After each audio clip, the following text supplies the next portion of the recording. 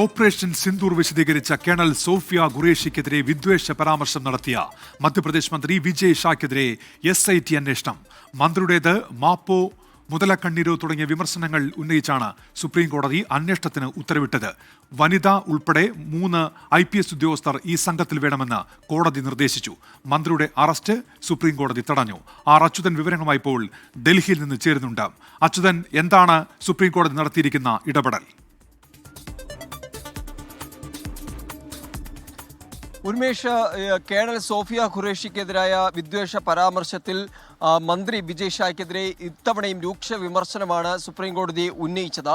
അദ്ദേഹം നടത്തിയ ക്ഷമാപണം ഏത് തരത്തിലുള്ളത് എന്നതായിരുന്നു സുപ്രീം കോടതി വിജയ് ഷായോട് ചോദിച്ചത്. ഈ അനന്തരഫലങ്ങൾ കണ്ടുകൊണ്ട് അല്ലെങ്കിൽ അതിൽ നിന്ന് കരകയറാനായി നടത്തിയ ക്ഷമാപണമാണോ അതോ മുതലക്കണ്ണീരിൻ്റെ പേരിൽ നടത്തിയതാണോ എന്നാണ് സുപ്രീം കോടതി ചോദിച്ചത്. അതായത് ഈ ക്ഷമാപണം നടത്തി വിജയ് ഷാ പങ്കുവച്ച ദൃശ്യങ്ങൾ, വീഡിയോ, അതിൽ പറയുന്നത് താൻ തെറ്റ് ചെയ്തെങ്കിൽ ക്ഷമ ചോദിക്കുന്നു എന്നാണ്. അപ്പോൾ പോലും താൻ ചെയ്ത തെറ്റ് എന്താണെന്ന് മനസ്സിലാക്കുകയോ ഉൾക്കൊള്ളുകയോ വിജയ് ഷാ ചെയ്യുന്നില്ല എന്നാണ് സുപ്രീം കോടതി പറഞ്ഞത്. അതിൻ്റെ അടിസ്ഥാനത്തിൽ ആ ക്ഷമാപണം തള്ളിക്കളയുന്നു എന്നാണ് സുപ്രീം കോടതി ഈ വിഷയത്തിൽ നിരീക്ഷിച്ചിരിക്കുന്നത്. ഒപ്പം തന്നെ പരിചയസമ്പന്നമായ ഒരു രാഷ്ട്രീയക്കാരൻ എന്ന നിലയിൽ പ്രയോഗിക്കുന്ന വാക്കുകൾ അതിൽ കൃത്യമായൊരു ബോധ്യം അദ്ദേഹത്തിന് ഉണ്ടാകണം എന്നും ഓർമ്മപ്പെടുത്തി. എന്തായാലും ഇതിനെല്ലാം ഒടുവിലാണ് ഒരു പ്രത്യേക അന്വേഷണ സംഘത്തെ രൂപീകരിക്കാനുള്ള നിർദ്ദേശം സുപ്രീം കോടതി നൽകിയിരിക്കുന്നത്.